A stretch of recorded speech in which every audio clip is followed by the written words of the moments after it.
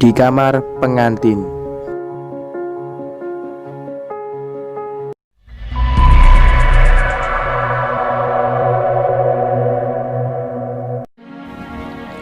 Kutatap bayangan seseorang di cermin.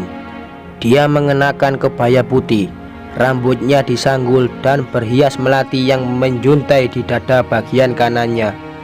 Bibirnya merah berginju, pipinya merona karena blush on, dan kelopak matanya berwarna. Dia cantik, cantik sekali. Tapi matanya, siapapun yang menatap sepasang mata itu akan tahu kalau tak ada apapun di sana. Hanya kehampaan, kekosongan. Bayangan itu adalah aku. Sepasang mata itu adalah milikku. Saat ini, aku berada di kamarku yang telah dihias sedemikian rupa. Aroma harum bunga menusuk hidung. Ini adalah kamar pengantinku. Aku duduk di sisi ranjang, menatap pintu kamar yang tertutup rapat tepat di seberangku.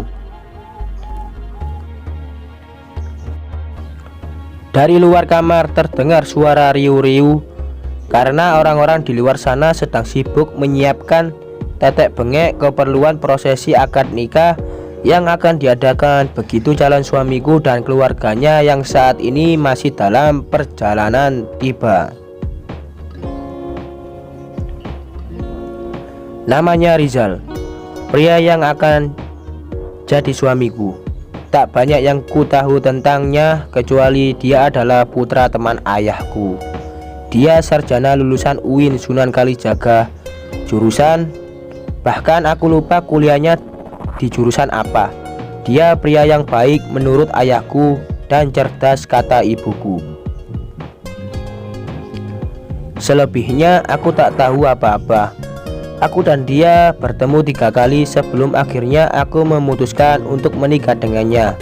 Setelah orang tuaku memintaku, lebih tepatnya memaksaku.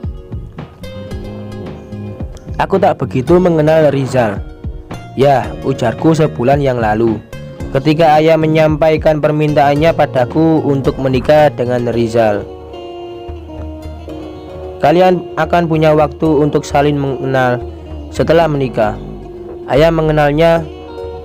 Dia adalah pria yang baik jika itu yang kau khawatirkan. Lagi pula, tak mungkin ayah menginginkan kamu menikah dengan pria yang tidak jelas. Iya kan? Aku bergeming. Ayah dan ibu tak pernah meminta apapun padamu. Tetapi kali ini ayah minta, kalau perlu ayah mohon, menikahlah dengan Rizal, ujar ayah dengan kening berkerut dan nada suara lembut.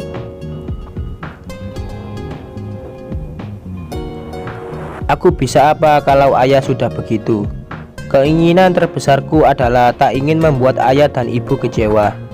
Dan jika tidak menikah dengan Rizal akan membuat mereka kecewa, maka aku tak punya pilihan lain selain menuruti permintaan mereka, menikah dengan Rizal. Aku kira Rizal juga akan merasa keberatan dengan pernikahan yang orang tua kami rencanakan. Tapi ternyata tidak. Dia malah bilang merasa beruntung dengan perjodohan ini.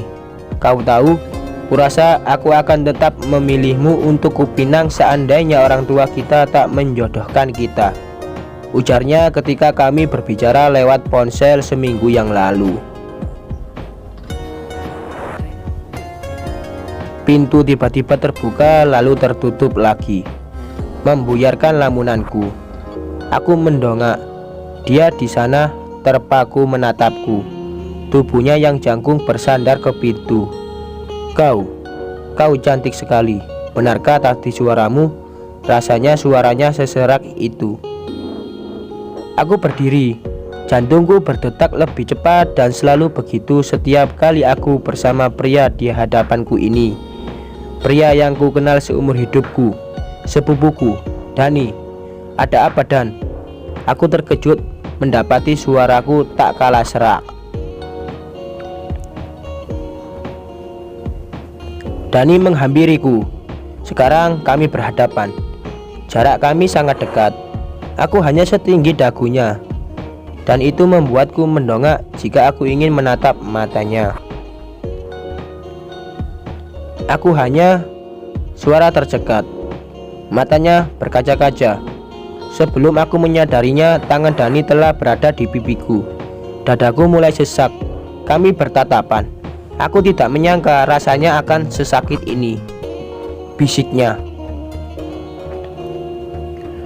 Aku terperanjat ketika kurasakan sesuatu melingkar di pinggangku. Tangan Dani. Ya, tangan Dani telah melingkar di pinggangku, menarikku lebih merapat ke tubuhnya. Biarkan aku melakukan ini sekali saja. Bibirku bergerak, ingin berbicara, tapi tak ada suara yang keluar ketika bibir Dani telah mendarat di keningku.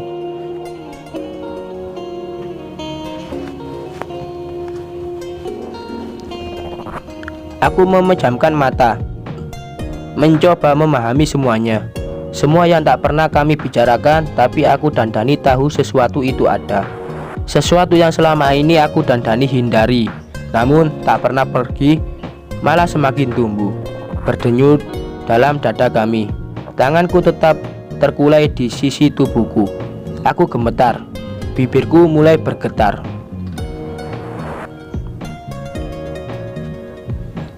Selama beberapa waktu kami tetap seperti itu. Tangan Dani di pipiku, tangannya yang lain di pinggangku, dan bibirnya di keningku. Andai jarum jam lupa cara bergerak dan waktu membeku di detik ini, waktu berhenti saat ini, aku tak akan pernah menyesal.